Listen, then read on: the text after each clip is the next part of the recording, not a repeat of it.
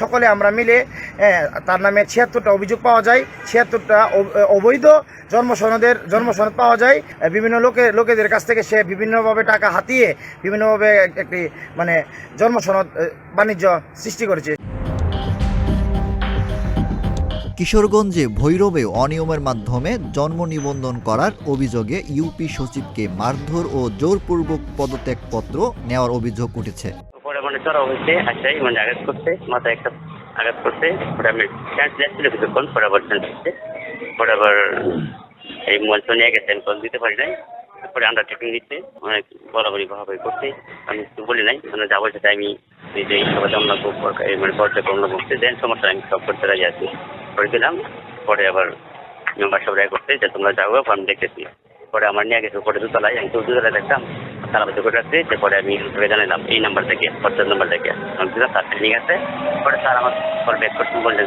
মঙ্গলবার সকালে উপজেলা শিবপুর ইউনিয়ন পরিষদে এলাকাবাসীর তোপের মুখে পড়ে মারধর শিকার হন ইউপি সচিব মোহাম্মদ আতিকুর রহমান। তার যে অপকর্ম আজকে আমাদের এলাকাবাসী সবাই গিয়েছিলাম, মুরব্বিয়ান, ছাত্র যুব সভা সবাই আমরা প্রতিবাদ করেছি এবং প্রমাণ সহ ডকুমেন্ট নিয়ে যাই।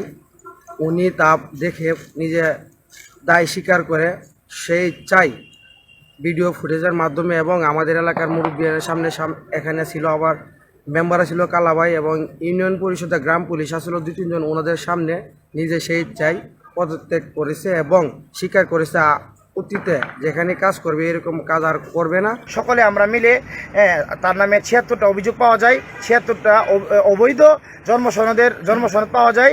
বিভিন্ন লোকেদের কাছ থেকে সে বিভিন্নভাবে টাকা হাতিয়ে বিভিন্নভাবে একটি মানে জন্মসনদ বাণিজ্য সৃষ্টি করেছে। এই ঘটনার একটি ভিডিও সামাজিক যোগাযোগ মাধ্যমে ছড়িয়ে পড়ে। এ নিয়ে তুমুল আলোচনা ও সমালোচনা সৃষ্টি হয়। তারা এসে সন্ত্রাসী কার্যকলাপ চালায় সচিবকে মারধর করে এবং কিছু ভাঙচুর করে পরিষদের জিনিসপত্র, এবং সন্ত্রাসী কায়দায় জোরপূর্বকভাবে সচিবের কাছ থেকে একটা পদত্যাগপত্র সই নিয়ে নেয়। তারা বলেন তার অপকর্ম আমরা তুলে ধরলে সে নিজেই পদত্যাগ করেন, আমাদের কেউ তাকে কোনো জোর করেনি। আমি অবগত আছি, আর এখানে আমি অফিসারকেও বলা হয়েছে যে উনি যারা এটার সাথে জড়িত বিষয়ে আইনানুগ ব্যবস্থা গ্রহণ করার জন্য। আশিক এলাহী, প্রতিদিনের বাংলাদেশ।